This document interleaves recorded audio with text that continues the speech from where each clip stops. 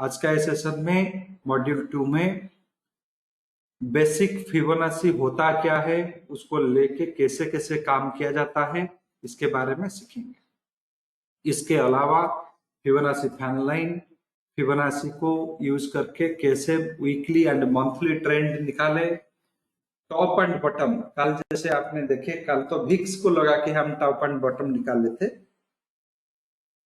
Pure Fibonacci को use करके top and bottom कैसे निकाले वो सीखेंगे। फिबोनाची रेशियोज कैसे निकले, उनको कैसे निकाला गया फिबोनाची नंबर से, वो बात सीखेंगे। ये सारे चीज इस मॉड्यूल में सिखाया जाएगा। 11:30 को मैं प्रोग्राम शुरू करूंगा। एंड जो अर्लियर प्रोग्राम हुआ है, कल जो 2 सेशंस था, उससे पहले का जो सेशंस था, सारे रिकॉर्डिंग्स आपको दिया गया है। आपको पीपीटीज एंड एक्सेल शीट भी शेयर किया गया है। एंड खुद अपना कैलकुलेशंस आप उसमें कीजिए। करने से ही आपको बहुत सारा चीज सीखने के लिए मिलेगा।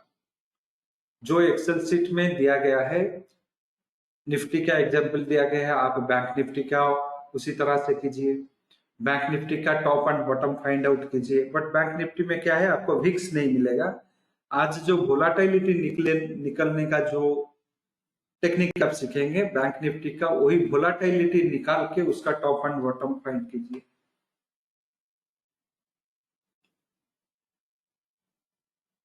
तो विक्स को कैसे यूज करें, तो अभी कल भी हम फिबोनाची का कुछ रेशियोज यूज किए थे। आज भी कुछ रेशियोज का यूज होगा। ये फिबोनाची रेशियोज क्या है एंड उसमें कैसे हम उसको काम पे लगाएं अपने ट्रेंड आइडेंटिफिकेशन के लिए, इसके बारे में आज का डिस्कशन रहेगा। इसमें पहले हम बेसिक्स सीखेंगे फिबोनाची के ऊपर में, एंड बाद में उसका ट्रेड यूज को हम समझेंगे। यहाँ पे जितने भी टेक्निकल स्टडीज है स्टॉक मार्केट में, जो सब टेक्निकल स्टडीज है उसमें हमारा पहला जो स्टडीज जाता है चार्ट एंड ग्राफ का। वो आप लोगों को पता होगा, चार्ट एंड ग्राफ के जो स्टडीज होते हैं उसमें आप कैंडलस्टिक चार्ट यूज करते हैं, लाइन चार्ट यूज करते हैं, बहुत सारे चार्ट्स एंड ग्राफ्स आप यूज करते हैं। वो ग्राफ में आप ऑब्जर्व करते हैं, हाँ अभी डबल टॉप बन रहा है, हाँ अभी हेड एंड शोल्डर बना, हाँ अभी फ्लैग पैटर्न बना। तो वो सब ऑब्जर्वेशन बेस्ड स्टडीज मोस्टली होते हैं। ऑब्जर्व किए, इस तरह का फॉर्मेशन हुआ, आगे चल के ये फॉर्मेशन का इसी तरह का मीनिंग निकलेगा, आगे इस तरह का एक एक्सपेक्टेशन बनाते हैं। ऑब्जर्वेशन बेस्ड स्टडी उसको बोला जाता है। चार्ट ग्राफ का जितने भी स्टडीज है, ऑब्जर्वेशन देख के अंदाजा लगाना। ऑब्जर्वेशन मीन्स अंदाजा से। दूसरे जो स्टडीज आते हैं आपके मूविंग एवरेज एंड ऑसिलेटर्स के, जिसको टेक्निकल स्टडीज आप बोलते हैं। उसमें जो भी डाटा पॉइंट्स बने, हाई लो क्लोज वॉल्यूम जो भी बने, उसी को कुछ एडिशन सब्ट्रैक्शन ऐसे करके आप डिफरेंट इंडिकेटर्स बनाते हैं। मान लीजिए आरएसआई एक इंडिकेटर है, एमएसीडी है। आप बोलते हैं आरएसआई अभी 70% से ज्यादा है, ओवरबॉट हो गया, अभी करेक्शंस आएंगे। आरएसआई अभी 30 से नीचे है, अभी ओवरसोल्ड हो गया, अभी यहीं से प्राइस बाउंस बैक होगा। तो ये हो गया दूसरा स्टडी। तीसरा जो स्टडी होता है फिजियोलॉजिकल स्टडीज और बिहेवियरल स्टडीज माना जाता है। यानी कि मेजॉरिटी ऑफ लोग अभी क्या सोच रहे हैं, मेजॉरिटी ट्रेडर क्या करने जा रहे हैं। अभी मैं तो सबको जाके सर्वे नहीं ले पाऊंगा, तो मैथमेटिकली कैसे ये ढूंढे कि अभी ओपिनियन क्या है, मेजॉरिटी लोगों का ओपिनियन क्या है। जैसे ओपिनियन पुल निकलता है, आप बोलते हैं कि हाँ इस बार बीजेपी जीतेगा, कांग्रेस जीतेगा, कम्युनिस्ट जीतेंगे। तो वो जो निकलता है ओपिनियन पुल, एक सैंपल लिया जाता है, लोग बोलते हैं हम इसको वोट करेंगे, उसको वोट करेंगे। तो अब आप एक अंदाजा लगा के हाँ इतने लोगों का परसेंटेज निकालते हैं, हाँ 100 से 50 बोल रहे हैं ये करेंगे। इसी तरह से फिजियोलॉजिकल स्टडीज में मैथमेटिकली हम ये जानेंगे कौन से प्राइस में कैसे बिहेवियर्स आएंगे। तो ये तीनों स्टडीज का अगर कंपैरिजन करें, चार्ट एंड ग्राफ का, दूसरे मूविंग एवरेज ऑसिलेटर का, तीसरे ये जो फिजियोलॉजिकल स्टडीज है, फिजियोलॉजिकल स्टडीज में 3 सेगमेंट आते हैं। एक आता है फिबोनाची, दूसरा आता है गैन, तीसरा आता है इलियट। तो ये तीनों स्टडीज में फिबोनाची जो है वो ओल्डेस्ट है, सबसे पुराना है। गैन एंड इलियट जो है वो 1950 के दशक में आए। फिबोनाची बहुत दिन से है। एंड ये फिजियोलॉजिकल स्टडीज बहुत मायने रखते हैं, क्योंकि ये तीनों studies moving average oscillators and chart and graph studies से बेहतरीन रिजल्ट देते हैं, अच्छा रिजल्ट देते हैं। सक्सेस रेशियो ये स्टडीज का अच्छा है। तो यहाँ पे जब ये स्टडीज होते हैं, ये स्टडीज का कुछ नियम्स होते हैं, कुछ कैलकुलेशंस होते हैं, उसमें हम कंसंट्रेट करेंगे। अगर देखा जाए ये तीनों में से फिबोनाची ओल्डेस्ट स्टडी है एंड वो ट्विस्टेड नहीं है। यानी कि ये होता तो नहीं होता, ये होता तो ऐसे हो जाता, ये कंडीशन नहीं हुआ इसलिए वो नहीं आया। तो ये तरह का कोई एम्बिग्यूटी इसमें नहीं है फिबोनाची। इलियट में वो भरा पड़ा हुआ है। अगर इस तरह का कंडीशन ना माना तो ऐसे हो जाएगा, ये कंडीशंस अगर ओबे नहीं किया तो इस तरह का एक रिजल्ट निकल आएगा। तो इलियट में भरा पड़ा हुआ है। ज्ञान में एम्बिग्यूटी इलियट से कम है, बट एम्बिग्यूटी है उसमें। फिबोनाची में उस तरह का ट्विस्टेड एम्बिग्यूटी नहीं है, जो भी है स्ट्रेट फॉरवर्ड है एंड बहुत सरल है, बहुत इजी है। तो फिबोनाची का यही इम्प्लीकेशन रहता है। तो क्वेश्चन ये आता है, ये फिबोनाची होता क्या है एंड क्यों हम ये स्टडी को करते हैं। तो फिबोनाची एक नंबर सीक्वेंस होता है। ये जो रेशियोज आप देख रहे हैं, ये रेशियोज कुछ नहीं है। फिबोनाची एक नंबर सीक्वेंस है। एक एक एक एंड एक को हमने ऐड किए निकला 2, 2 को एक में ऐड किए निकला 3, 3 को एक 2 में ऐड किए निकला 5, 5 को 3 में ऐड किए निकला 8। तो जो फिबोनाची का नेक्स्ट नंबर निकलेगा वो पिछले 2 नंबर को जोड़ के एडिशन करके निकाला जाएगा। यही होता है फिबोनाची का नंबर सीक्वेंस। ये नंबर सीक्वेंस से ही फिबोनाची निकलता है। और फिबोनाची ये नंबर सीक्वेंस है। वो रेशियोज तो जो होता है हम उसको निकालते हैं, बट रेशियोज फिबोनाची नहीं है। जो आप फिबोनाची के जो रिट्रेसमेंट रेशियोज देखते हैं, ग्रोथ रेशियोज देखते हैं, वो रेशियोज ऑफ फिबोनाची नहीं है। ये एक नंबर सीक्वेंस है।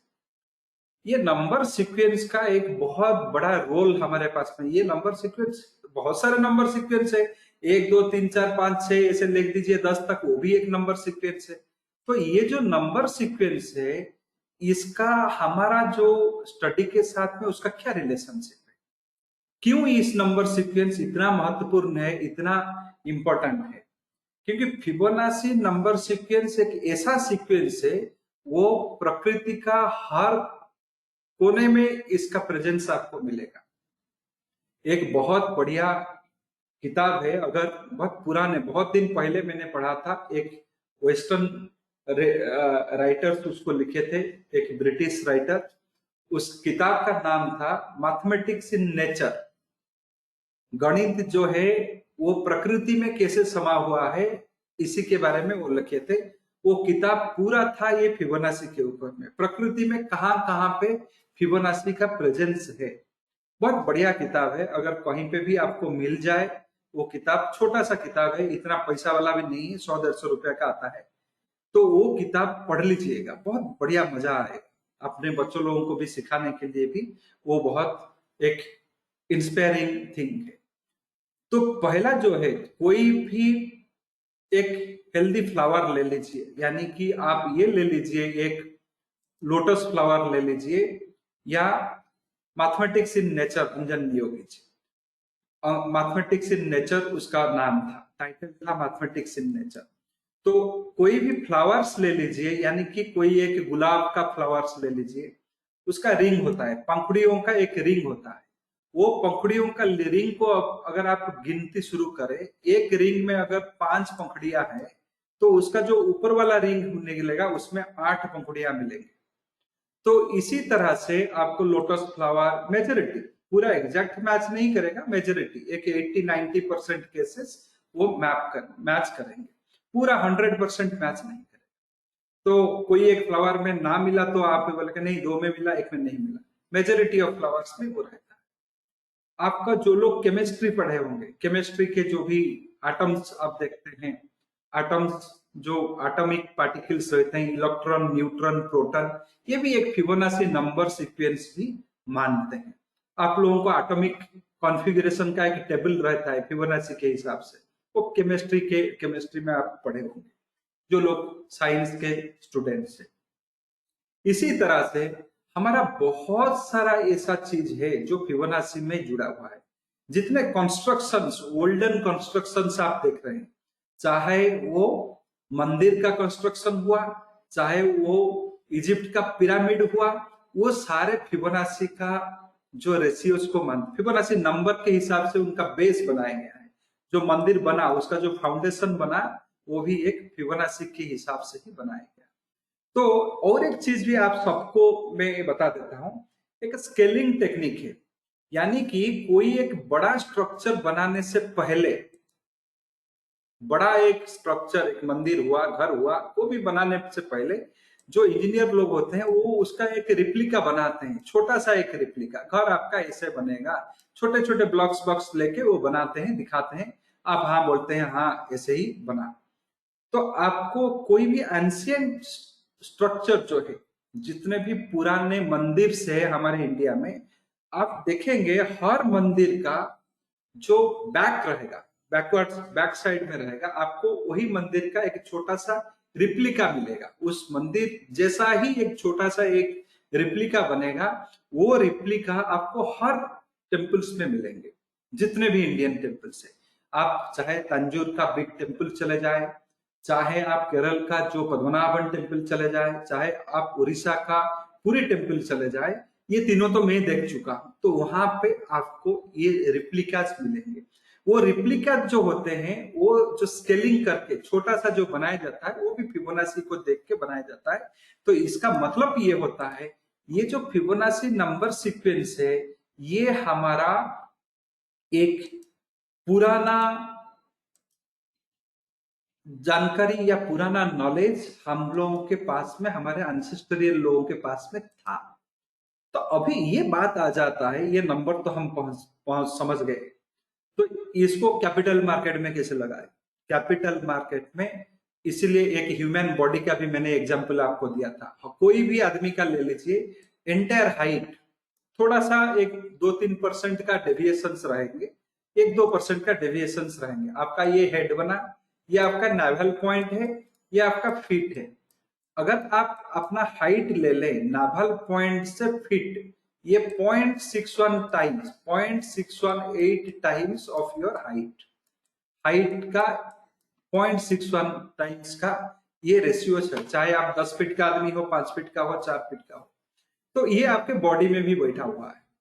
तो इस तरह से बहुत सारे हेड का सर्कमफेरेंस, वही किताब से मैंने पढ़ा था, जो आपका मैथमेटिक्स इन नेचर में बोल रहा हूँ, वही किताब से मैंने ये पढ़ा था। तो ये सारे चीज, बहुत सारे चीज, आपका बोन्स, फिंगर्स जो होते हैं, आपका फिंगर बोन्स, वो भी मानते हैं फिबोनाची का वो रेशियोज को। तो आपका बोन कॉन्फ़िगरेशंस, ब्रेन न्यूरॉन्स, इसमें बहुत सारे चीज आपको मिलेंगे। आपका बॉडी तो पूरा भरा पड़ा हुआ है फिबोनाची से। तो यहाँ पे एक क्वेश्चन आ जाता है, जो चीज नेचर में इतना प्रेजेंट है, वो चीज हमारा बहुत काम का रहेगा कुछ फोरकास्टिंग करने के लिए। कुछ कुछ फोरकास्टिंग का मतलब होता है आपका जो भविष्य का जो भी आप गणना करते हैं, वो गणना करने के लिए ये हमें बहुत हेल्पफुल रहेगा। तो अभी एक क्वेश्चन आता है, ये तो फिबोनाची नंबर समझ गए, इनका प्रेजेंस समझ गए, ये रेशियो सब निकले कैसे?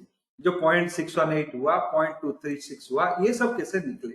आपको मैंने सुबह में भी बताया था, अभी भी रिक्वेस्ट कर रहा हूं, जो एक्सेल शीट आपको दिया गया है, अगर आप कंप्यूटर या लैपटॉप यूज कर रहे हैं, वो एक्सेल शीट को थोड़ा खोल के रख लीजिए। कभी कभार कुछ कैलकुलेशंस आप खुद भी कर सकते हैं। तो यहाँ पे फिबोनाची का कुछ नंबर्स मैंने यहाँ पे फिबोनाची नंबर्स कुछ जनरेट किया। यानी कि जो नंबर्स थे, इसमें थोड़ा सा इस साइड में ले आते हैं, तो ये क्या होता है, पिछले दो नंबर को मिला के आगे वाला फिबोनाची नंबर्स को जनरेट किया जाता है। 1500, 2500, 4100, तो इस तरह से ये सारे नंबर्स को जनरेट किए गए। जनरेट करने के बाद में हमें अभी फिबोनाची रेशियोज निकालना है। तो पहला रेशियो जो हम निकालेंगे, अल्टरनेट रेशियोज निकालेंगे। अल्टरनेट रेशियोज कैसे निकाला जाता है, हम पहले क्या करेंगे, जो नंबर 1 है 1 लेंगे, उसमें बीच में और एक 1 आता है, इसको हम छोड़ देंगे, 2 में इसको डिवाइड करेंगे, ये बन गया 0.5। तो अभी इसी को कॉपी पेस्ट कर देंगे हर जगह, हर जितने भी नंबर्स यहाँ पे है सब में कॉपी पेस्ट कर देंगे। तो जो इनवर्स नंबर्स हमने निकाले, एक यहां से, एक के बाद में हमने 2 उसमें डिवाइड किए, एक पोजीशन छोड़ के, तो ये निकल आया 0.382। पहला जो 2-3 नंबर थोड़ा मिसमैच होता है, यहां से 0.382 का एक सीक्वेंस बन गया, 0.382 रेशियोज ऐसे निकले। तो इसमें अगर मैं 2 स्टेप्स कर दूं, यानी कि मैं यहाँ पे 1 के साथ में 3 को डिवाइड करूं, 1 के साथ में मैं, सॉरी, तो यहाँ पे पहला जो नंबर है 1, 2 उसमें से छोड़ दो, 1 2 छोड़ दिया, 3 में डिवाइड करो, यानी कि एक जो आपका 1 स्टेप अल्टरनेट था 2 स्टेप अल्टरनेट रेशियो में कर दूं, तो यहाँ पे क्या आएगा ये भी देख लीजिए। इसको कॉपी कर लिए, पेस्ट कर लिए, यहाँ पे 2 जगह में डिवीजन बाय 2 आएगा, यहाँ पे आ गया 0.236। आपका 0.236 इसी से निकला हुआ है। उसी तरह से अगर मैं कुछ भी अल्टरनेट नंबर को डिवाइड करूं, यानी कि 1 के साथ में 1 को ही डिवाइड करूं, तो अल्टरनेट नंबर्स को, तो क्या निकलता है, तो इसको भी देख लीजिए। इसी तरह से आपका ये सारे नंबर्स 0.618 यहीं से निकलता है। Alternate ratio, 1 step alternate ratio, 2 step alternate ratio, इसी तरह से 3 स्टेप 4 स्टेप अल्टरनेट रेशियो भी निकाल सकते हैं। जो 3 स्टेप 4 स्टेप अल्टरनेट रेशियो होते हैं वो आपका फॉरेक्स ट्रेडिंग में बहुत बढ़िया काम करते हैं। तो इसीलिए ये सारे रेशियोज निकल आए। अभी इसमें से पता चल गया, हाँ 0.236 कैसे निकला, 0.382 कैसे निकला, 0.618 कैसे निकला। अभी हम इनवर्स में जाएंगे। इनवर्स क्या होता है, मान लीजिए बेसिक मैथमेटिक्स में क्या जाता है, x अगर एक नंबर है, मैं बताता हूं x का इनवर्स निकालो, तो आप बोलते हैं 1/x। ये होता है x का इनवर्स। तो क्यों निकालते हैं, ये x का 1/x निकालने का जरूरत क्या है, x तो ऐसे ही था, तो उसको अगर हम प्रोपोर्शन में लें, 1 एक हिस्सा x का x टाइम्स डिवाइड करके उसका एक हिस्सा हम क्यों लें। ये जो प्रोपोर्शन है, जो इनवर्स नंबर है, ये जो प्रोपोर्शन हम लेते हैं, ये हमारा बहुत काम का चीज है। इसमें बहुत सारे हमारे जो सैम्पलिंग टेक्निक्स ऐसे होता है, आप कैसे ये प्रोपोर्शन को कैसे यूज करते हैं। सपोज आप चावल खरीदने गए, आप एक दुकान में गए, मुझे चावल चाहिए, उसका सैंपल के लिए बोलते हैं थोड़ा सा चावल मुझे दो, मैं देख लेता हूँ। वो कोई 10-50 चावल आपके हाथ में रख देता है, आप देखते हैं हाँ ये चावल अच्छा है, 2-3 सैंपल वो दिखाता है, आप देख लेते हैं। कोई भी चीज को टेस्ट करने के लिए थोड़ा सा चावल लेके देखते हैं, थोड़ा सा राई लेके हाथ में देखते हैं, थोड़ा सा कुछ चीज लेके आप देखते हैं, तो उसको टेस्ट करने के लिए, हाँ ये सैंपल लिया, वो भी वही 1/x से आता है। जब पेट्रोल आप भरने जाते हैं, पेट्रोल टैंक में भी सुबह में एग्जाम्पल मैंने दिया था, एक बड़ा टैंकर आता है 20,000 लीटर का, वो डाल लेता है पेट्रोल टैंक में, वो डिस्पेंस करेगा, वो सबको डिस्ट्रीब्यूट करेगा, जो भी गाड़ी आएगा डालेगा। उसका टेस्ट करने के लिए वो एक लीटर का एक कैन लेके उसका एक सैंपल लेता है, टेस्ट करता है। तो ये जो 1/x जो होता है, इनवर्स जो होता है, वो सैंपलिंग, ये सैंपल ठीक है तो पूरा चीज ठीक रहेगा, यही है इसका मतलब है। थोड़ा सा चावल आपने लिए, देखे हाँ वो अच्छा है, यानी कि ये जो बॉडी में जितने भी चावल है, 50 किलो है, 100 किलो है, सब सही रहेगा, उसमें कोई कुछ ये नहीं कर सकता, वो बहुत बढ़िया रहेगा, वही आप लेके आप उसका सैंपल निकालते हैं।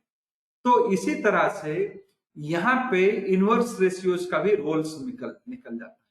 पर जब सैंपल आप लेते हैं क्या होता है, जो सैंपल आपका ओरिजिनल क्वांटिटी से कम होता है। अगर ओरिजिनल क्वांटिटी एक 100 किलो का है, आपका सैंपल हो जाता है 10 ग्राम, 5 ग्राम, ऐसे होता है 1 लीटर, तो ऐसे होता है। बट यहाँ पे फिबोनाची रेशियोज का एक अलग आ जाता है। तो यहाँ पे अगर मैं डिवाइड करूं, मान लीजिए मुझे अभी इनवर्स रेशियो निकालना है पहला जो रेशियोज के, तो यहाँ पे मैं डिवाइड करूं किसका, 1 डिवाइडेड बाय ये जो रेशियोज में निकाला, तो यहाँ पे निकला है 2.5 था, वो 2 हो गया। तो बाकी का अगर मैं कॉपी पेस्ट कर लूं तो क्या निकलता है, देखिए जितने भी 0.382 वाले थे, 0.382 का इनवर्स रेशियो हो गया 2.618।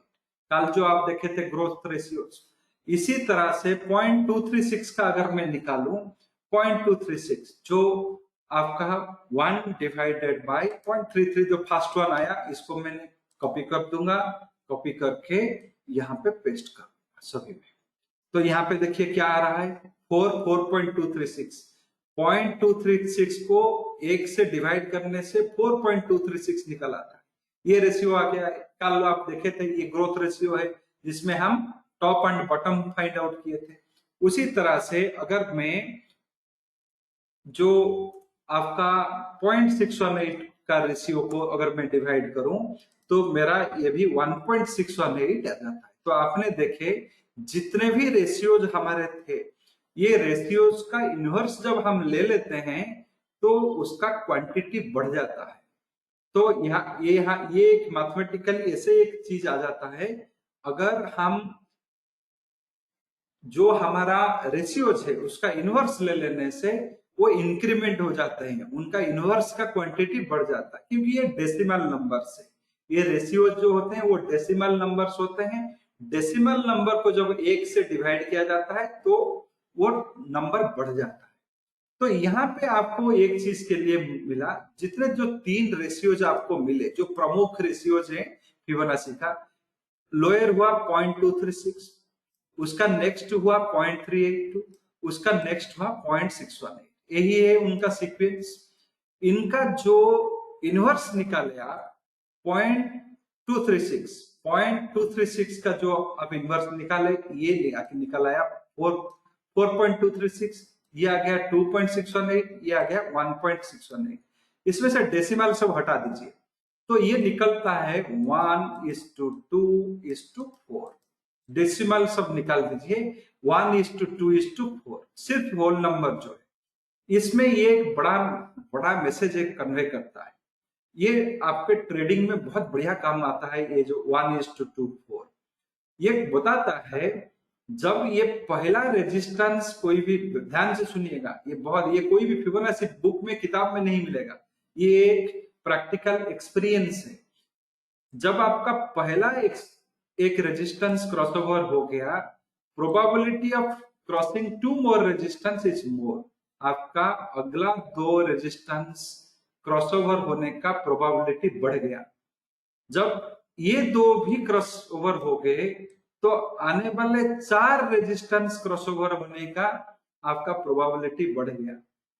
तो इसी तरह से एक पहला सपोर्ट ब्रेक हुआ तो दूसरा एंड तीसरा, दो coming 2 more supports will be broken, अगर अगले आने वाले 2 सपोर्ट्स भी ब्रेक होंगे।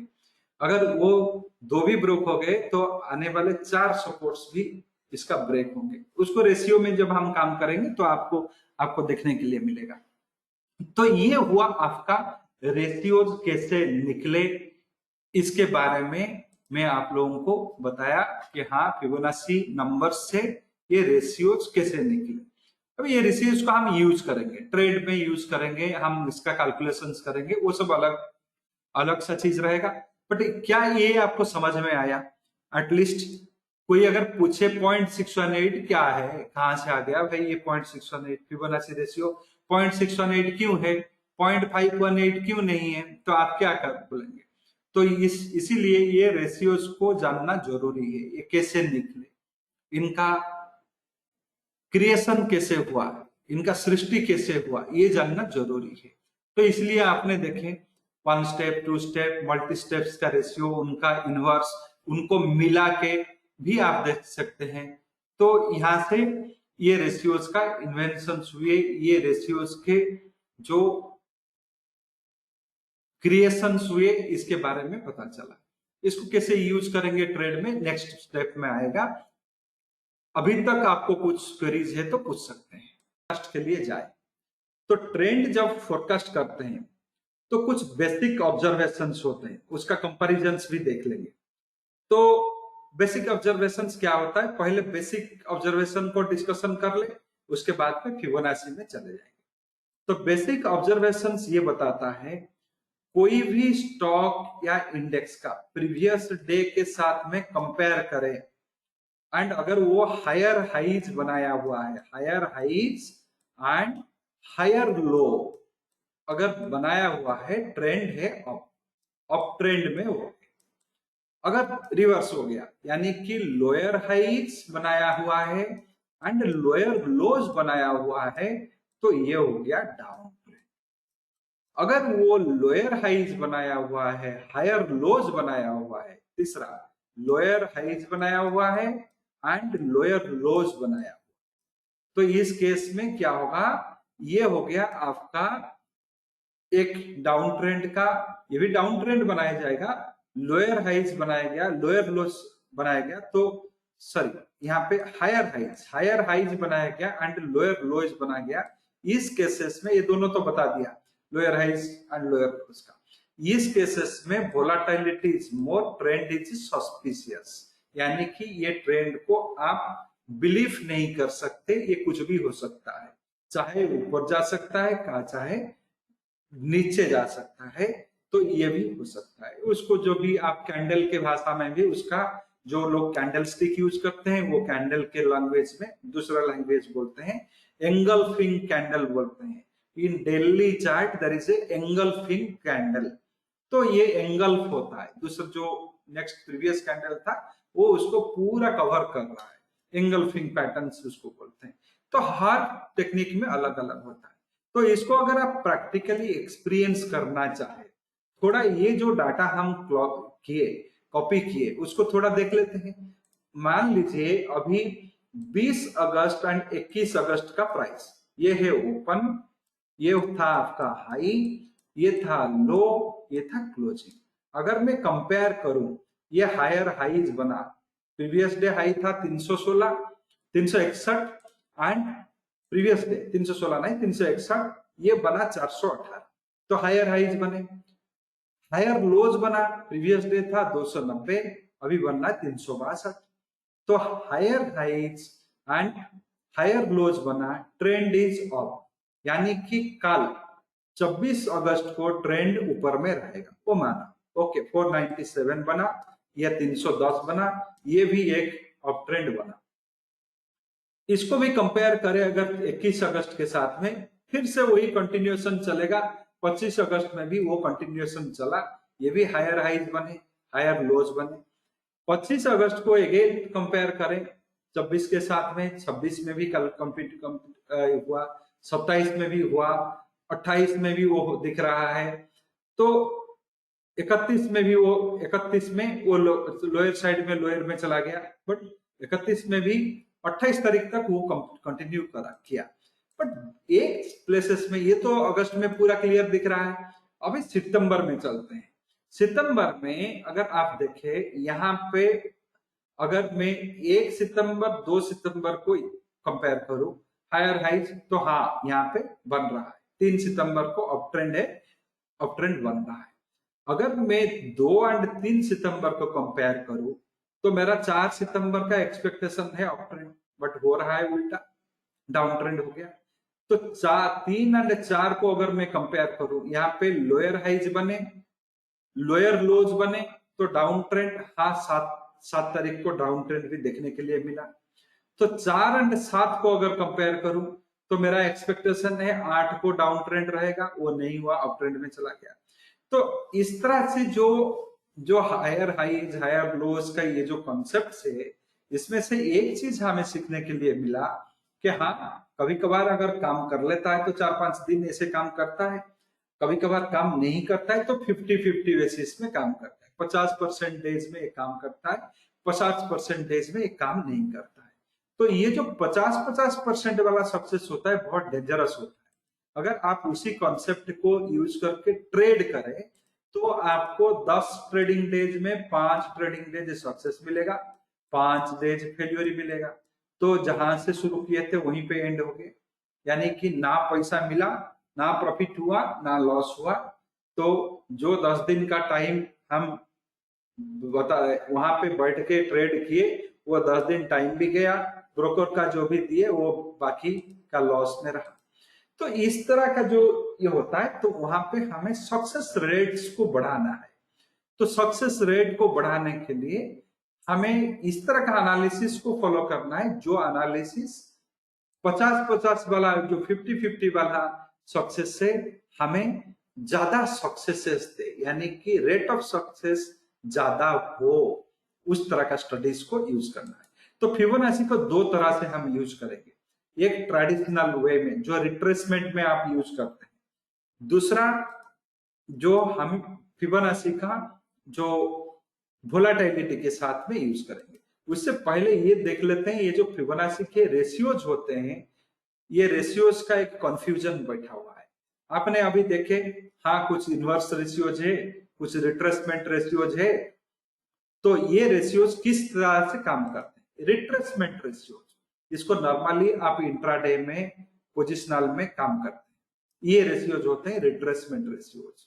उसमें 0.5 जो है ये फिबोनाची रेशियो नहीं है, इसको ऐड किया गया है। बाकी का सारे रेशियोज उसमें से फिबोनाची से निकल सकते हैं नंबर से, बट ये एक रेशियो है जो फिबोनाची का नंबर से निकाला नहीं गया है। एक प्लेसेस में देखने के लिए मिल रहा है बट वो कंटिन्यूटी नहीं है उसका।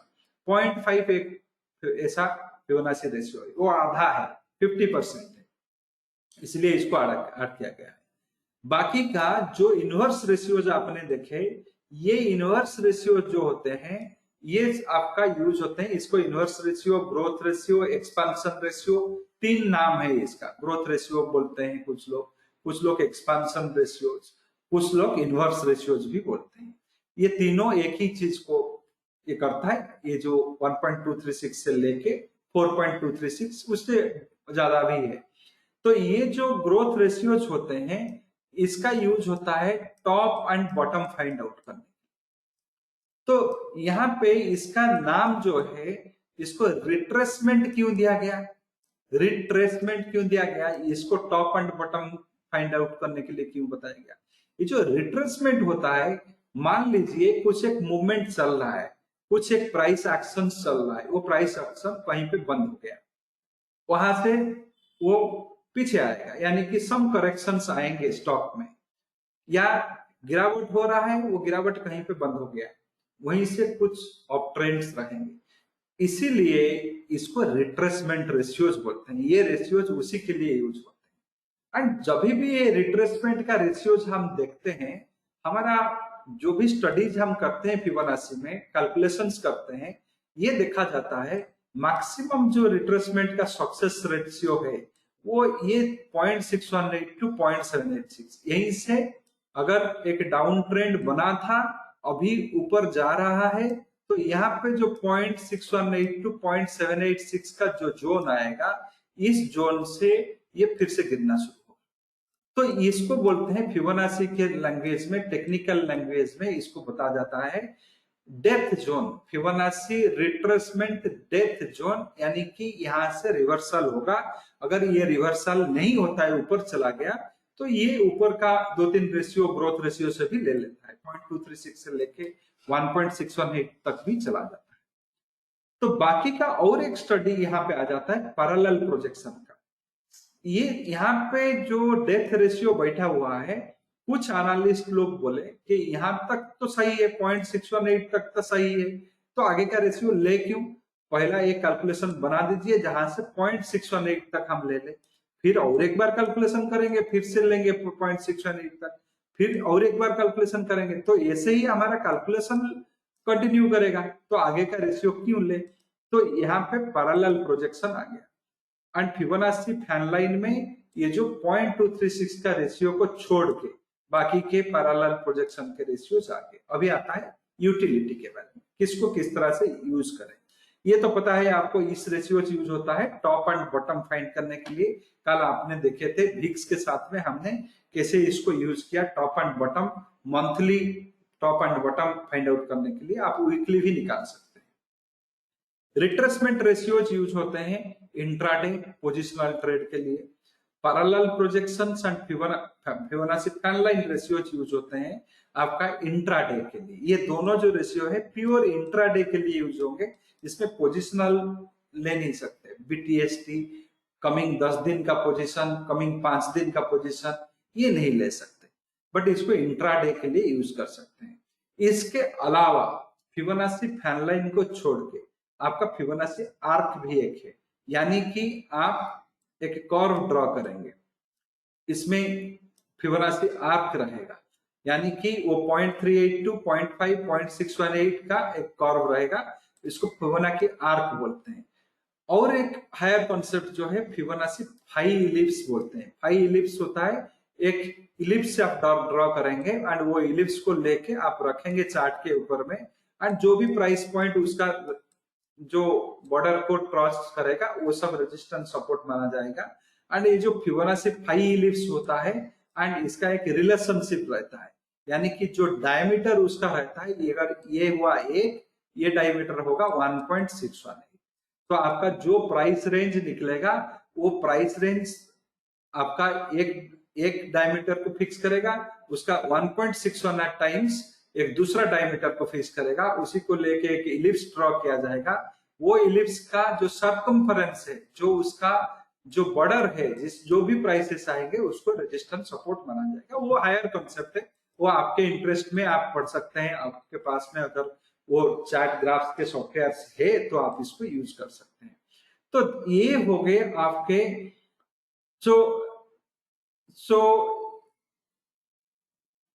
तो ये जो डिफरेंसेस जो बनाया गया, ये डिफरेंसेस उसका यूटिलिटी को लेके बनाया गया, किससे इसको यूज में लाया जाए।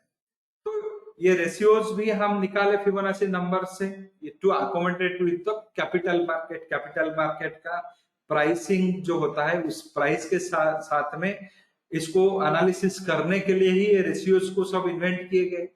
ये रेशियोज को इन्वेंट करने के बाद में, रेशियोज तो थे पहले थे, इसको इन्वेंट कोई नहीं किया। जो लियोनार्डो फिबोनाची ने ये नंबर सीक्वेंस दिया, उन्होंने ही ये रेशियो सब निकाल लिए थे। लियोनार्डो फिबोनाची जो इटली के पासा में जो पैदा हुए थे, तो उन्होंने ये फिबोनाची नंबर सीरीज निकाले थे, उन्होंने ये रेशियो सब निकाल के दे दिए थे। कैपिटल मार्केट में इसको एनालिसिस में लगाने के लिए कौन लाया, कैसे किया, वो मुझे पता नहीं है, बट जो भी लाया है अच्छा मकसद के लिए लाया, बट वो उन्होंने इन्वेंट नहीं किया है। वो जो फिबोनाची के जो इन्वेंटर थे उनका ही ये नंबर्स लिया गया। कुछ लोग भी डिस्प्यूट करते हैं, बोलते हैं कि नहीं ये इंडिया में ही इन्वेंट हुआ था, वो लोग कॉपी ही किए हैं। तो मान लीजिए उनका भी नंबर सही होगा। तो जो भी इन्वेंट किया है, इन्वेंट तो हो चुका है, बहुत पुराना चीज है, कोई डॉक्यूमेंट नहीं है उसका, उसमें डिस्प्यूट करके भी कुछ है ही नहीं।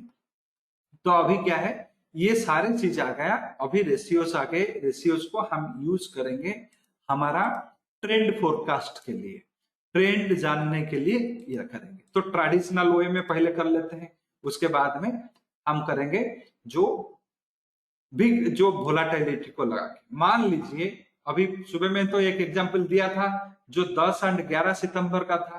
तो अभी जो एग्जांपल फॉर्म करेंगे, थोड़ा पीछे चले जाते हैं, 21 अगस्त का ले लेते हैं, या 20 अगस्त का लेके 21 का देखते हैं। तो 20 अगस्त का जो हाई बना एंड जो लो बना उसका डिफरेंस लेते हैं, ये बन गया उसका डिफरेंस। फिबोनाची का जो रेशियोज है 0.236, 0.382, 0.5, 0.618, 0.786, ये सारे 0.888 भी एक रेशियो होता है। एंड यहाँ पे भी और एक रेशियो आ जाता है आपका 1 के बारे में 2 स्टेप आगे चले जाते हैं। 236 ये ग्रोथ रेशियोज 1.618 यहाँ तक आते हैं, बाकी नहीं जाएंगे, 2 तक नहीं जाएंगे। अभी इसका प्राइस रेंज निकाले, कैसे निकाले? 71 पॉइंट इसको मल्टीप्लाई करेंगे किस में, 0.236 में। तो ये 71 हर प्लेसेस में रिपीट होगा, तो इसलिए $2 लगा देते हैं, $1 सिंबल यहाँ पे, $1 सिंबल एल के बाद में। तो ये रिपीटेशंस के लिए कांस्टेंट, एक्सेल में कांस्टेंट के लिए, एंड यहाँ पे करके डबल क्लिक कर दीजिए, सारे कैलकुलेशन हो गए। तो इजीली क्विकली कैलकुलेशन कर लिए ये। तो यहाँ पे 71.65 हर जगह में रिपीटेशन हुआ है, सिर्फ रेशियोज बदले हुए हैं, तो ये निकल आया। अभी हमें 20 अगस्त का हाई लो का रेंज हम लिए हैं, ट्रेडिशनल मेथड में कर रहे हैं। तो हम यहाँ पे रेजिस्टेंस निकाले, यहाँ पे सपोर्ट निकाले। तो रेजिस्टेंस कहां से निकलता है, लो से रेजिस्टेंस निकलेगा, सपोर्ट्स हाई से निकलेंगे। ये बना लो उस दिन का, उसमें से लो से रेजिस्टेंस, यानी कि ये प्राइस रेंज 8 होगा। तो कौन सा चीज रिपीट होगा, ये लो हर जगह में रिपीट होगा। तो लो को ही हम क्या करते हैं, डॉलर फिक्स कर देते हैं, डी से पहले एक, डी के बाद में एक, ये नंबर ऐसे रहा, यानी कि वो रिपीट होगा, सिर्फ ये प्राइस रेंजेस बदलते जाएंगे। तो डबल क्लिक कर दिए, ये कैलकुलेशन हो गया। अगर एक्सेल आपको फुल के बैठे हुए हैं तो ये भी कैलकुलेशन कर लीजिए, इजी रहेगा। क्योंकि कल कुछ लोग पूछे कि ये जो कैलकुलेशन होता है थोड़ा समझा देंगे तो हम भी इजीली कैलकुलेशन कर पाएंगे, तो इसीलिए मैं ये कर रहा हूं। तो सपोर्ट कैलकुलेशंस के लिए कैसे करें, तो हमें हाई से सपोर्ट निकालना है, तो हाई से सपोर्ट को सब्ट्रैक्ट करना है प्राइस रेंज। तो कौन सा चीज रिपीट होगा, हाई के सामने में $1 लगा दीजिए, यहाँ पे $2 सिंबल लगाना है, सी से पहले एक, सी के बाद में, जो हाई जहां पे बैठा हुआ है तो उसमें प्राइस रेंज कर दिए, ये आ गया इसका सपोर्ट। तो रेजिस्टेंसेस एंड सपोर्ट्स बन गए। अभी निफ्टी क्लोज उस दिन हुआ है 11,312 में। तो देखते हैं 21 अगस्त को हमें क्या काम करना है। 21 अगस्त के लिए ये बता रहा है, ध्यान रहे, यहाँ पे भी एक आपको स्ट्रेंज थिंग देखने के लिए मिलेगा। 21 अगस्त को रेजिस्टेंस के हिसाब से, ये कैलकुलेशन के हिसाब से हमें 11,317 में खरीदना है, 11,334 में बेचना है, यहाँ पे 334 में बेचना है एंड 11,317 में हमें खरीदना है।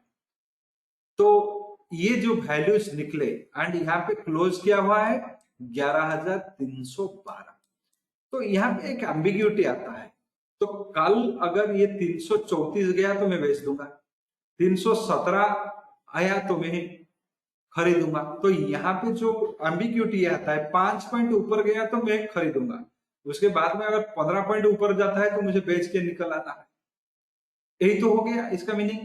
तो यहाँ पे जो एम्बिग्यूटी आ गया, तो ये तो सही कुछ नहीं बैठ रहा है, कुछ एक इट साउंड्स समथिंग ऑड। 317 में खरीदना है, 334 में बेचना है, यानी कि वो 34 में बेचू वहां पे, तो वहां पे मैं स्टॉप लॉस लगाऊं, जो भी स्टॉप लॉस है 334 में अगर बेचता हूं तो 1444, जो भी स्टॉप लॉस लगाऊं, तो अभी नीचे की तरफ में ही देखूं। तो ये जो एक एम्बिग्यूटी यहाँ पे रह जाता है। तो बहुत लोग क्या करते हैं, जो लोग के ट्रेडिशनल फिबोनाची को यूज करने वाले हैं, ये इसको छोड़ ही देते हैं, बोलते हैं कि ये जो है इसमें हर वक्त एम्बिग्यूटी बैठा हुआ है, इसको हम यूज नहीं करें तो बहुत अच्छा है। जो भी चार्ट ग्राफ में भी जो लोग वो रिट्रेसमेंट लाइन खींचते हैं, वो भी इसको छोड़ देते हैं, बोलते हैं कि ये कुछ एम्बिग्यूटी है।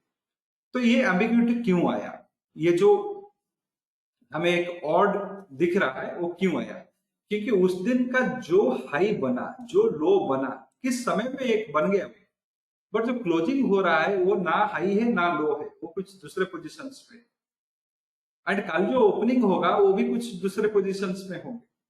तो यहाँ पे अगर हम चेंज कर दे कुछ बदलाव ले आए, तो ये जो 20 अगस्त का डाटा लाके हम 21 के लिए देख रहे हैं, तो 21 में अगर जो भी डाटा पॉइंट्स बने उसको अगर कंपेयर करें, यहाँ पे 362 बना, ये भी हमारा एक कैलकुलेशन के साथ में था।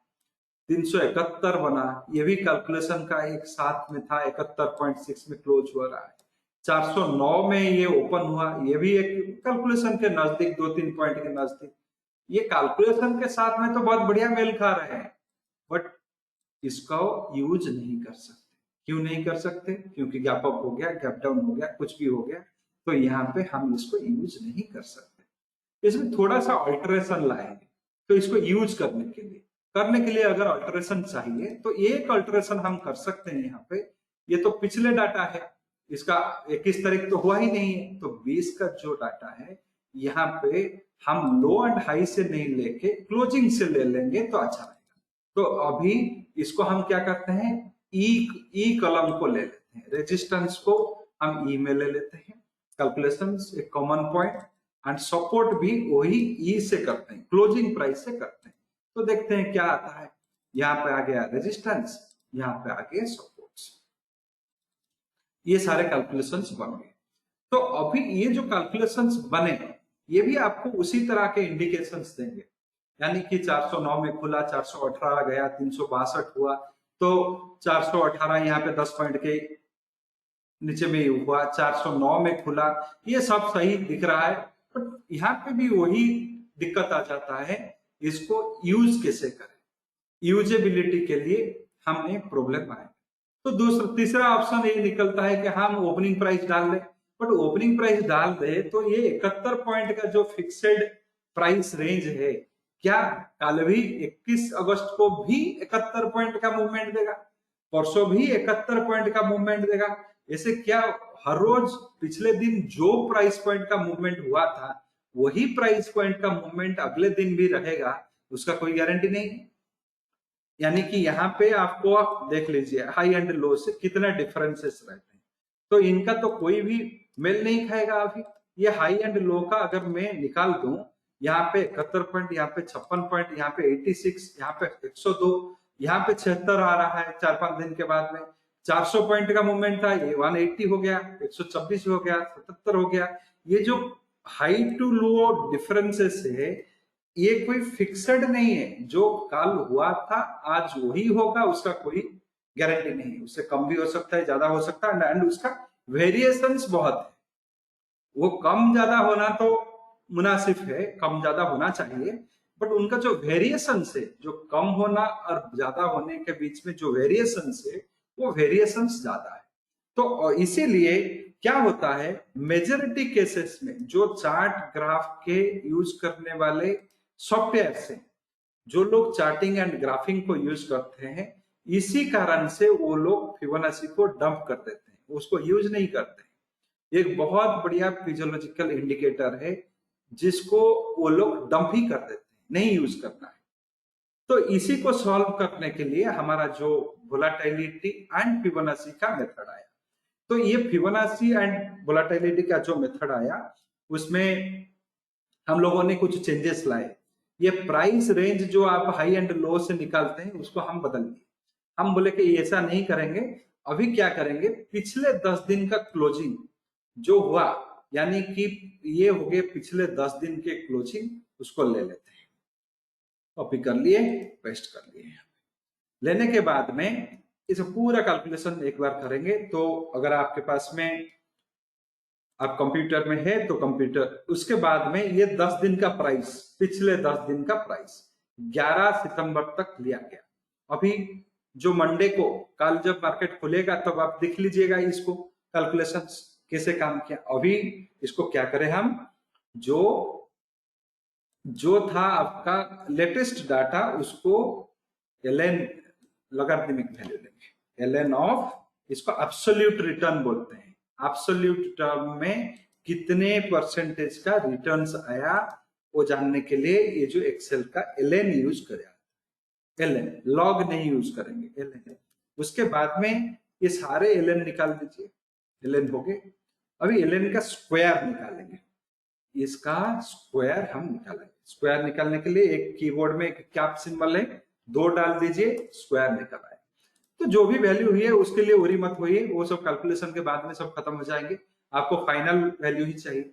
ये हो गया एलएन, एलएन स्क्वायर। तो इसके बाद में हम इसका एवरेज ले लेंगे, जो हम एलएन निकाले हैं यहां से लेके यहां तक का एलएन निकाल लेंगे। तो ये हो गया एवरेज, इसका भी एवरेज लेंगे। एवरेज फंक्शन है एक्सेल में, इसका भी एवरेज ले लेंगे। एवरेज निकल आया दोनों का। उसके बाद में हमें दो टर्म्स चाहिए ये जो वोलाटिलिटी को निकालने के लिए। एक है वेरिएंस, वेरिएंस का स्क्वायर रूट ले लेंगे तो वोलाटिलिटी निकल आएगा। तो वेरिएंस के लिए क्या चाहिए, ये वाला जो एवरेज पहला जो स्क्वायर का एवरेज है उसको ले लीजिए, माइनस जो ln का एवरेज का होल स्क्वायर कर दीजिए, होल स्क्वायर कर दीजिए। इसका रूट ले, स्क्वायर दो बार मल्टीप्लाई कर देंगे तो वो स्क्वायर हो जाएगा। ये हो गया वेरिएंस, उसका स्क्वायर रूट ले लीजिए, स्क्वायर रूट ले लीजिए वेरिएंस का। ये आपका आ गया डेली वोलाटिलिटी, स्क्वायर रूट इसको ले लेंगे, ये आ गया वोलाटिलिटी, ये हुआ डेली वोलाटिलिटी। डेली वोलाटिलिटी से मंथली वोलाटिलिटी कैसे निकालें, ये डेली वोलाटिलिटी को ले लें, मल्टीप्लाई कर दीजिए स्क्वायर रूट ऑफ 30 में, तो ये हो गया मंथली वोलाटिलिटी। अगर परसेंटेज के टर्म में चाहिए तो इसमें 100 मल्टीप्लाई करना है, तो 4.55% बोल सकते हैं। अगर ईयरली वोलाटिलिटी चाहिए क्या होगा, डेली वोलाटिलिटी ले लीजिए, मल्टीप्लाई कर दीजिए स्क्वायर रूट ऑफ 365 एक साल का कैलेंडर डेज में, तो ये निकल आया आपका ईयरली वोलाटिलिटी। इसमें अभी आप मल्टीप्लाई कर दीजिए 100, ये परसेंटेज में मिल जाएगा। तो ये वोलाटिलिटी निकल आया। डेली वोलाटिलिटी किस लिए, इंट्राडे के लिए। वीकली वोलाटिलिटी किस लिए, वीकली ट्रेंड के लिए। मंथली वोलाटिलिटी किस लिए, मंथली ट्रेंड के लिए। तो जो वोलाटिलिटी आपको जरूरत है तो वही वोलाटिलिटी बिना तो वही वोलाटिलिटी लेंगे। ये 10 दिन का डाटा क्यों, 11 दिन क्यों नहीं, 15 दिन क्यों नहीं, 17 दिन क्यों नहीं, 20 दिन क्यों नहीं, क्यों ये 10 दिन? 10 दिन के साथ में क्या बैठा हुआ है, 10 दिन के साथ में क्या रिलेशन है। ये जो पिछले 10 ट्रेडिंग डेज का डाटा मैंने लिया, 11 दिन क्यों नहीं, 12 दिन क्यों नहीं, 15 दिन क्यों नहीं, क्योंकि कुछ स्टैंडर्ड फिक्स होता है मार्केट के एनालिसिस में। मेजॉरिटी ऑफ केसेस में आप 10 पीरियड मूविंग एवरेज लेते हैं, 10 डेज मूविंग एवरेज लेते हैं। शॉर्ट टर्म ट्रेंड आइडेंटिफाई करने के लिए 5 and 10 डेज का एवरेज लिया जाता है। 5 days average crossover 10 days of trend, 5 days average below 10 days average is down trend. तो ये 5 और 10 का एक बड़ा सा महत्वपूर्ण चीज है। इतना ही नहीं, इलियट वेव में भी आपको इंपल्सिव वेव में 5 वेव्स मिलेंगे। तो ये जो 5 और 10 का एक बहुत बढ़िया रिलेशनशिप यहाँ पे बैठा हुआ है। तो मार्केट स्टैंडर्ड में 10 डेज मूविंग एवरेज जो होता है वो मोस्ट प्रोबेबली आपका एक इमीडिएट डे इंट्राडे के लिए, सेम डे का ट्रेंड को फिक्स करने के लिए यूज होता है। इसीलिए मैंने 10 डेज डाटा लिया। अगर आप यहाँ पे 11, 12, 15, 17 ले लेंगे तो इसका एक्यूरेसी घट जाएगा और कुछ नहीं होगा, इसका एक्यूरेसी घट जाएगा। ये जो सक्सेसेस आपको मिलेंगे 10 दिन को लेके 12 दिन 14 दिन ले लेंगे तो उसका एक्यूरेसी घट जाएगा। तो यही जो एक्सपेरिमेंटल प्रोसेस में, रिसर्च प्रोसेस में निकला, इसीलिए इसको 10 डेज का स्टैंडर्ड में रखा गया और कुछ नहीं। तो यहाँ पे मैंने क्या किया, ये जो लास्ट डाटा है इसको वोलाटिलिटी के साथ में मल्टीप्लाई कर दिया। तो ये बताता है 95 पॉइंट का मूवमेंट रहेगा कब। ये 11 तारीख का डाटा हो गया, 12 13 छुट्टी है, 14 तारीख जो निफ्टी खुलेगा मार्केट में, सितंबर 14 में आपका निफ्टी में 95 रुपीज का मूवमेंट आएंगे, यही बता दिया। ये 95 मूवमेंट कहाँ ऊपर की तरफ रहेगा या नीचे की तरफ रहेगा हमें पता नहीं। सिर्फ ये पता चला वोलाटिलिटी जो है, जो फियर फैक्टर है, जो भी जिस तरह से आप वोलाटिलिटी को ट्रांसलेट करें, तो एक्सपेक्टेड प्राइस मूवमेंट, जो एक्सपेक्टेशन हमारा है, ये एक्सपेक्टेशन ये बताता है 95 रुपीज का मूवमेंट रहेगा। अभी हम ट्रेंड कैलकुलेशन करें इसके साथ, तो ट्रेंड कैलकुलेशन जब हम करेंगे तो इसको सब डिलीट कर देते हैं। तो ट्रेंड कैलकुलेशन पूरा शुरू करते हैं। ये हो गए हमारे फिबोनाची, रिट्रेसमेंट रेशियो, यहाँ तक ग्रोथ रेशियो 2-3 यहाँ पे ऐड कर दिए, तो क्योंकि ये भी काम कर जाता है, क्योंकि बियॉन्ड दैट चला गया तो आपको भी ग्रोथ रेशियो का जरूरत पड़ेगा, तो 2-3 ग्रोथ रेशियो भी इसमें जोड़ दिए। रिट्रेसमेंट रेशियो सिर्फ 1 तक है, इसके बाद में ये रेशियो जो है ये ग्रोथ रेशियो में आएगा। तो अभी इसमें कैलकुलेशन करेंगे। 95 का प्राइस रेंज निकला, ये 95 को हमें मल्टीप्लाई करना है रेशियो में। तो 95 रिपीट होगा तो इसको डॉलर डाल दो, तो डॉलर डाल दिए तो ये 95 वही रहेगा, चेंजेस नहीं होगा। डाटा पॉइंट्स जो एक्सेल में कैलकुलेशन करने के लिए वो बदलेगा नहीं, वही 95 सब रेशियो में मल्टीप्लाई हुआ है। देखिए यहाँ पे भी राइट हुआ है। अभी रेफरेंस पॉइंट जो है 11,464 में ही आएगा। तो रेफरेंस प्राइस जो जहां तक हमारा डाटा है वहीं से जाएगा। तो रेजिस्टेंसेस कैलकुलेट करने के लिए यहाँ पे हम इसको 22 रुपए को जोड़ेंगे, तो ये रिपीट होगा। तो जो वैल्यू हमें रिपीटेड चाहिए उसी के सामने में $1 एंड लेटर के बाद में $1 हम डाल दे रहे हैं, तो आपको समझने के लिए इजी हो जाएगा। तो ये बनेंगे अप ट्रेंड्स। डाउन ट्रेंड्स क्या बनेंगे? डाउन ट्रेंड्स क्या बनेंगे? ये जो लास्ट प्राइस है उसमें से सब्ट्रैक्ट कर देंगे, ये बनेंगे डाउन ट्रेंड्स।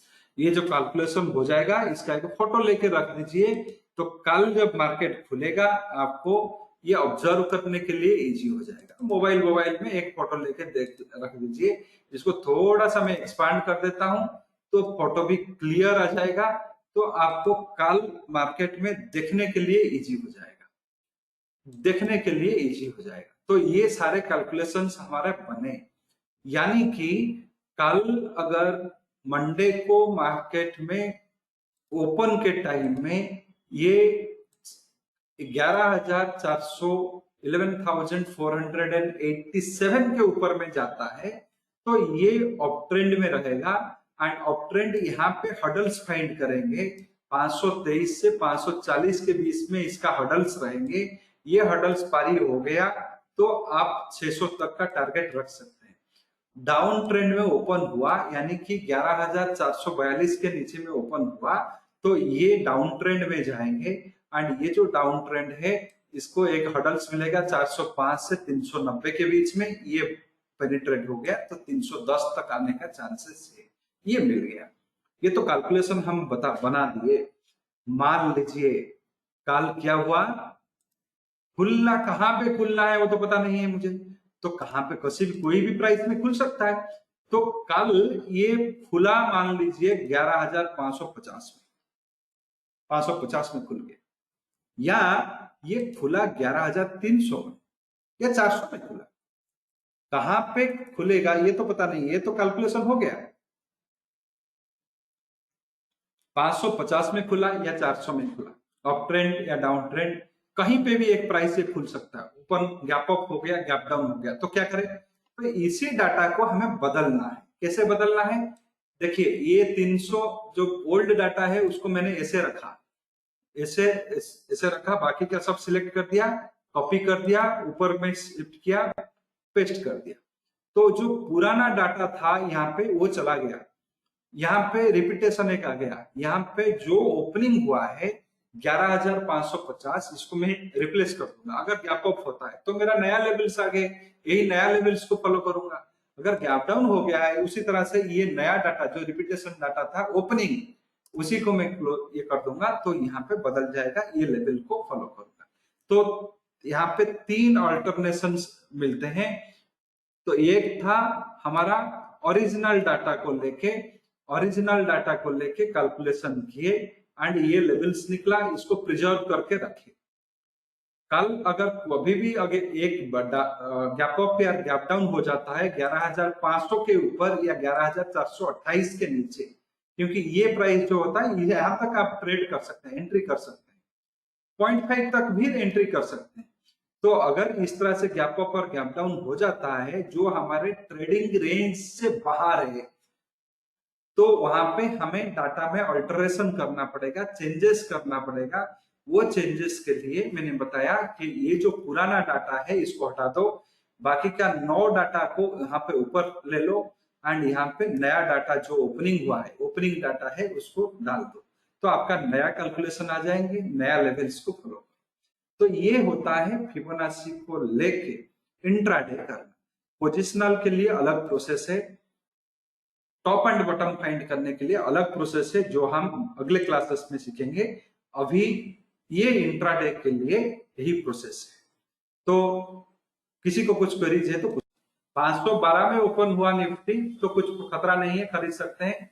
416 में हुआ तो भी खतरा नहीं है, आप इसको बेच सकते हैं। बट इसके ऊपर में हो गया तो आपको डाटा बदलना पड़ेगा। आप यहाँ पे खरीदेंगे तो स्टॉप लॉस कहाँ पे लगाए? 428, यहाँ पे ट्रेंड यहाँ पे बदलेगा। यहाँ पे बेचेंगे तो कहाँ पे स्टॉप लॉस लगाएंगे? 500, यहाँ पे स्टॉप लॉस लगेगा। तो इसलिए जो स्टॉप लॉस का गैप है उसको मैनेज करने के लिए क्या करेंगे? आप 11,512 में निफ्टी को खरीदिए एंड उसके साथ में आपको क्या करना पड़ेगा? हेजिंग करना पड़ेगा। 11,500 का पुट बाई करना पड़ेगा, सिंपल हेजिंग। एंड अगर आप यहाँ पे 416 में इसको बेचते हैं, आप 11,400 का कॉल ऑप्शन उसके साथ में बाई कीजिए। तो मनी मैनेजमेंट भी करना पड़ेगा। जो कल मैंने बताया था, आपका ट्रेड सक्सेस का 3 हिस्सा है। एक तो कैलकुलेशन सही हो, दूसरा मनी मैनेजमेंट हो, तीसरा आपको जिन्युइन एक्सपेक्टेशंस हो। 3 हिस्से हैं आपको सक्सेस करने के। अगर हेजिंग नहीं करूंगा तो अपना पैसा अपने मैनेज करो, किसे करना है करो। 7 लाख का कॉन्ट्रैक्ट है तो एक बाइक खरीदते हो, 30,000 का एक स्कूटी खरीदते हो, उसके लिए इंश्योरेंस हर साल भेजते हो 2,000। 7 लाख का निफ्टी कॉन्ट्रैक्ट खरीद लिए, हेजिंग करने के लिए हिचकिचा रहे हो, तो कौन समझाएगा? तो ये स्टॉप तो क्या करते हैं, और क्या दूसरा गलती क्या करते हैं ट्रेडर लोग? यहाँ पे तो खरीद लिए, 512 में खरीद लिए, तो स्टॉप लॉस क्या है? 428 में स्टॉप लॉस ट्रिगर होगा। जहां पे ट्रेंड बदले वही स्टॉप लॉस। स्टॉप लॉस अपना मन से नहीं, आप बोलेंगे 500 रुपया का स्टॉप लॉस अपना मन से बना दिए तो वो फिबोनाची थोड़ी रहा, वो अपना कुछ हो गया, वो सत्यानाश बन गया, उसमें फिबोनाची नहीं बनाओ। तो वो फिबोनाची के जो मेथड है उसके हिसाब से ट्रेंड कहां पे बदलेगा। अप ट्रेंड में है 428 आएगा, डाउन ट्रेंड बदला, डाउन ट्रेंड में है 500 में आ गया, ट्रेंड बदला। तो ये दोनों आपका ट्रेंड बदलने का प्राइस है, 11,501, 11,428। इसको ट्विक नहीं करना है, ये कैलकुलेशन से निकलता है। जब अगर कैलकुलेशन फॉलो करना है तो मैं खरीदा तो मेरा तो 428 से स्टॉप लॉस, तो यहाँ पे जो गैप बनता है 70-72 पॉइंट का जो गैप बनता है, इसको मैनेज करना है मुझे। तो मैनेज कैसे करूं? मैं पुट ऑप्शन के जरिए में मैनेज करूं, तो या कॉल ऑप्शन के जरिए में मैनेज करूं। दूसरा क्या होता है, मैनेज उसे करूं, अगर वो भी मुझे गलत लगता है तो अपने मन से कुछ भी स्टॉप लॉस रख दूं, 500 कर दूं, वो ट्रिगर हो जाए, उसके बाद में रोते रहूं, तो वो भी कर सकते हैं। अपने मन से भी आप अगर कोई स्टॉप लॉस लगाना चाहते हैं लगा सकते हैं। वो स्टॉप लॉस का मतलब नहीं है तो जो भी लगाओ वो ट्रिगर हो। कहीं पे लिखा है ये एक ऐसा प्राइस स्टॉप लॉस है जिसको लगा दो वो ट्रिगर हो, लॉस ही आपको आए। ये तो स्टॉप लॉस का डेफिनेशन नहीं है। स्टॉप लॉस का डेफिनेशन है जहां पे प्राइस का ट्रेंड बदलेगा। तो फिबोनाची का ट्रेंड कहां पे बदलेगा, उसी को मानो, मैनेज करो। एंड हेजिंग के लिए बहुत लोग हिचकिचाते हैं। मेरा कोई भी वीडियो आपको नहीं मिलेगा यूट्यूब में, जितना भी वीडियो है 500 से 550 का वीडियो है, 550 वीडियोस है, 2005 से लेके 2019 तक या 2020 तक, अभी 15 साल में एक भी वीडियो आपको नहीं मिलेगा जहां पे मैं हेजिंग के बारे में नहीं बताया। हर वीडियो में हेजिंग, क्योंकि ये एक ही रास्ता है, दूसरा कोई रास्ता है ही नहीं। एंड हेजिंग को वैलिडेशन करने के लिए मैं बहुत बार बोल चुका हूं, ये बात नहीं है। आप एक कार खरीदते हैं, जो मिड रेंज के कार आते हैं, 4 लाख से लेके 6 लाख तक का कार, एक कार खरीदते हैं, इंश्योरेंस कितने देते हैं हर साल? 5-5 हजार। क्यों? अब बोलते हैं कि तो मैं बहुत बढ़िया चलाता हूँ, ड्राइव करता हूँ, 10-20 का स्पीड में जाता हूँ, कहीं पे एक्सीडेंट नहीं करूंगा, कहीं पे गाड़ी को कुछ नहीं होगा, तो क्यों इंश्योरेंस लू? ये मैंडेटरी है, मैंडेटरी रिक्वायरमेंट है, आप लेते हैं। तो एक निफ्टी का कॉन्ट्रैक्ट कितना होता है? 75 का साइज में मल्टीप्लाई कर दीजिए, 7,66,000, 7,06,000, 60,000 के आसपास में आता है। कार के प्राइस से भी ज्यादा है। उसको हेजिंग नहीं करेंगे, क्यों? लॉजिक बदल गया। ये जो फ्यूचर बाई किया, पुट बाई किया, फ्यूचर सेल किया, कॉल बाई किया, ये सिंपल हेजिंग टेक्निक है। इसी टेक्निक के साथ में अगर आप काम करते हैं, 50% का ट्रेड आपका सक्सेस होता है। 10 ट्रेड किए, 5 गया, 5 रहा, 5 सक्सेस, 5 फेल्यूर। अगर ऐसे होता है, फिर भी मंथ एंड में आपको पॉजिटिव गेन मिलेगा। कितना परसेंटेज बनेगा वो मैं बता नहीं सकता, बट पॉजिटिव ही आप रहेंगे। आपका पोर्टफोलियो कभी भी नेगेटिव नहीं रहेगा 50% का एक्यूरेसी में। हालांकि ये जो मेथड है ये तो 70 to 80% रहता है। मैं पूरा कंजर्वेटिव टर्म्स में 50% का एक्यूरेसी में ये आपको एश्योरेंस दे सकता हूं। अगर 50% का एक्यूरेसी में आप भी ये काम किया, फिर भी आप पॉजिटिव में रहेंगे। एंड वो पॉजिटिव अर्निंग जो है वो आपका एफडी रिटर्न से ज्यादा होगा। जो वो पैसा अगर एफडी में रहता, जितना कमाता, उससे ज्यादा होगा। ये आपको दे सकता हूं। तो ये होगा, ये एविडेंसेस है, बहुत सारे ट्रेडर्स के एविडेंसेस। एक साल में पोस्ट टैक्स रिटर्न, ये याद रखिए, स्टॉक मार्केट में जब आप काम करते हैं, स्पेशली हेजिंग के साथ में, फ्यूचर्स एंड ऑप्शंस के ट्रेडिंग करते हैं, इंट्राडे हो या पोजिशनल हो, एक साल में पोस्ट टैक्स रिटर्न 15 से 20% ही आएगा। ये एक्सपेक्टेशन रखते हैं।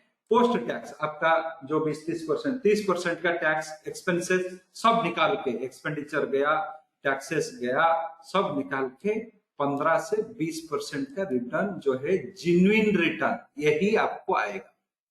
चाहे आप जो भी कर लो, जितने भी ज्ञान लगा दो, जितने भी ये करो, अगर इस प्रिंसिपल को फॉलो करोगे यही आएगा, इससे ज्यादा नहीं।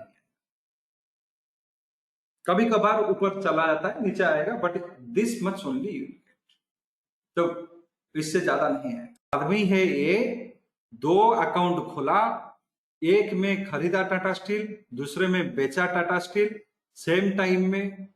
इसमें डे एंड में प्रॉफिट आया, इसमें डे एंड में लॉस आया, तो उसका टाई हो गया। तो इसी तरह से 15 दिन का एविडेंस क्रिएट किया वही टाटा स्टील में।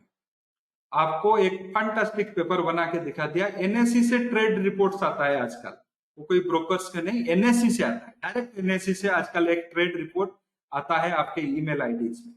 ये ट्रेड, अमुक अमुक ट्रेड आपने एग्जीक्यूट किए थे, सबका एक फैंटास्टिक रिपोर्ट बना के दिखा दिया। 15 दिन टाटा स्टील में बनाया, 350% का रिटर्न। बाप रे बाप, सब भागने लगे। हालांकि वो कुछ बनाया नहीं, एम नहीं है ब्रोकरेज वेस्ट गया, उसका एम है वो आपको दिखाए 350% का रिटर्न। हर रोज वो आदमी काम कर रहा है, ये सारे मेरे कॉन्ट्रैक्ट नोट है। ये जो उसका मतलब है आपको वो 350% का रिटर्न दिखा दे, आप हो गए भाई। 15 दिन का दिखा दिया, बहुत बढ़िया है। तो पूरा ट्रेड नंबर है, सब है, बढ़िया है, फैंटास्टिक है। ये यूट्यूब में डाल दिया, सब में डाल दिया, ऑप्शन में करके। तो मैं तो 300-500, वो हर रोज 300-500% का दिखाती है। अभी तो कम हो गया है थोड़ा, वो सेबी के जो रेगुलेशंस के कारण, बट ये पहले बहुत था। तो उसमें बहुत बंदे फंस गए। तो वो कुछ बनाया नहीं, उसको वहां पे बनाना नहीं है, उसको बनाना है आपसे। जो लालच रखा है वो है उसका टारगेट कस्टमर्स। जिसको 300% का लालच है उसको ही वो टारगेट करेगा। 1 लाख लेगा उससे, 50,000 लेगा उससे। नहीं पाए, कुछ क्वेरीज रह गया, कुछ क्वेरीज है। आप जो ग्रुप में जुड़े हुए हैं, वहां पे जो नंबर है 994111057050, 05705, इस नंबर पे आप मुझे व्हाट्सएप करके अपना क्वेरीज पूछ सकते हैं। अगर आपको कुछ क्वेरीज है, आप व्हाट्सएप के जरिए में, ईमेल के जरिए में पूछ सकते हैं। एंड अगले हफ्ते हम फिबोनाची का दूसरे कॉन्सेप्ट सीखेंगे। एंड आपका 3rd मॉड्यूल में WD ज्ञान के कॉन्सेप्ट सिखाया जाएगा। 4th में आपको ऑप्शन स्ट्रैटेजीज बहुत सिखाए जाएंगे। 5th में लाइव मार्केट में इसको हम टेस्ट करेंगे, वो भी लाइव मार्केट का थर्ड मॉड्यूल के बाद में डिसाइड करेंगे कौन सा डेट रखना सही होगा रहेगा, उसी के ऊपर में हम ये करेंगे। तो फिबोनाची का बुक है अंजन जी, आप तो शायद बायर्स होंगे हमारे बुक का। फिबोनाची मेथड का जो मेरा लिखा हुआ बुक है उसमें भी ये कॉन्सेप्ट में वाइडली कवर किया हुआ। तो अभी पहले ये प्रोग्राम्स खत्म हो जाने चाहिए, उसके बाद में आप इसमें ये करेंगे। तो इसी के साथ में हमेशा आपको रिट्रेसमेंट से ही इंट्राडे में काम करने के लिए अच्छा ये लगता है। एंड जेट स्कोर के ऊपर में ऑप्शंस के टाइम पे मैं ले लूंगा। अनूप जी पूछ रहे हैं कि जेट स्कोर के ऊपर में सम कुछ जो पेयर ट्रेड के ऊपर में कुछ में ये दूं, तो मैं आपको जो ऑप्शंस के प्रोग्राम होगा उस टाइम में वो जेट स्कोर का भी मैं ले लूंगा एक बार। तो उसमें पेयर ट्रेड होता है, बहुत बढ़िया, बहुत सारे टेक्निक्स है जिसको आप यूज करके कंफर्टेबली अर्न कर सकते हैं। एंड वही टेक्निक्स को ही आप फॉलो कीजिए, कोई भी लालच ना रखे। लालच ही बड़ा कारण होता है ट्रेड में फेल्यूर का। बहुत हार्ड अर्न मनी है आपका, आप लोग अपने जो प्रोफेशन से बहुत लेबर करके मेहनत करके वो पैसा कमाए होंगे, सिर्फ लालच आ गया तो वो पैसा चला जाएगा, उसको ऐसे वेस्ट मत कीजिए। ये एक फुल टाइम कैरियर भी हो सकता है, ये एक फुल टाइम कैरियर भी हो सकता है, चाहे आपको अगर आप इसको सही तरह से काम पे लगाए, एक फुल टाइम कैरियर भी ये ट्रेडिंग हो सकता है। आप फुल टाइम ट्रेडर भी हो सकते हैं, तो वो भी कर सकते हैं, बट प्रोवाइडेड आपको बहुत सेल्फ कंट्रोल की भी जरूरत है। जो आप निजी जिंदगी में है वही ट्रेड में लगाइए, बाकी का कुछ नहीं, बाकी का कुछ स्पेशल स्किल्स नहीं चाहिए, जो आप है वही रहिए। मैं ऐसा हूं, इस तरह से बिलीव करता हूं। कोई बोलेगा कि हाँ आप अभी अगर ये कुआं में कूद जाओ वहां पे 5 किलो का सोना मिलेगा, आप कूदेंगे थोड़ी। वीकली ट्रेंड्स का इस हफ्ते में मैंने वीडियो नहीं बनाया, तो आपको दिखा देता हूँ वीकली ट्रेंड्स जो 1 स्टैंडर्ड डेविएशन का हर हफ्ते हम देते हैं, वो वीकली ट्रेंड्स का मैं थोड़ा आप लोगों को दिखा देता हूँ। तो निफ्टी का इंडेक्स फ्यूचर का, तो एक फोटो लेके रख लीजिए, मोबाइल तो आपके पास में होगा, तो एक फोटो ले लीजिए। तो पोजिशनल में जाएंगे, नंबर ऑफ डेज 7, यही सॉफ्टवेयर से ही निकलता है। तो वीकली ट्रेंड ये बताता है 530 के ऊपर में अप ट्रेंड है, एंड ये जाएगा। अगर 530 के ऊपर में गया 632 एंड 677 यहाँ पे फाइंड आउट करेगा वो रेजिस्टेंस। ये क्रॉस करता है 11,900, 403 के नीचे में डाउन ट्रेंड रहेगा। 301 से 256 का ये रहेगा आपका जो सपोर्ट जोन, ये ब्रेक होता है तो 11,000 तक आ सकता है। ये हुआ निफ्टी का। एंड बैंक निफ्टी का भी देख लीजिए। बैंक निफ्टी का ये फ्यूचर का हम देख रहे हैं, नंबर ऑफ डे 7 कैलकुलेट कीजिए, तो यहाँ पे बैंक निफ्टी का ये आ जाता है। इसका भी एक फोटो ले लीजिए। यहाँ पे बैंक निफ्टी का 22,900 के ऊपर में बाइंग बनेगा, 23,127 से 277 के बीच में डेथ जोन रहता है। यहाँ पे रेजिस्टेंस फाइंड आउट करेगा, ये ब्रेक होता है तो हायर लेवल जाएगा। उसी तरह से 233 के नीचे में डाउन ट्रेंड रहेगा, एंड ये 22,022 से लेके 21,872 तक जा सकता है। यहाँ पे do not forget to hedge your positions लिखा गया है। हर जगह में हम बताते हैं हेजिंग करो, यानी कि सॉफ्टवेयर में भी हेजिंग करो। इस ये नहीं है, और जब भी आप इसको वेब मोड में देखेंगे, जब भी वेब मोड में, जिन लोगों के पास में सॉफ्टवेयर है, अगर आप वेब मोड में इसको देखते हैं, वेब मोड में भी आपको हेजिंग करने का ही दिया जाता है। ये देख लीजिए वेब मोड में क्या है, मैं आपको दिखा देता हूँ। वेब मोड में कैलकुलेशन आ गया, नीचे में दिया गया if bank Nifty crosses this up trend, by bank Nifty future and by A put options near two by 22,365। यहाँ पे हेजिंग का पूरा दिया गया, ट्रेलिंग स्टॉप लॉस कैसे यूज करें ये एक डिस्क्रिप्शंस दिया जाता है। तो ये भी हेजिंग जरूरी करके ही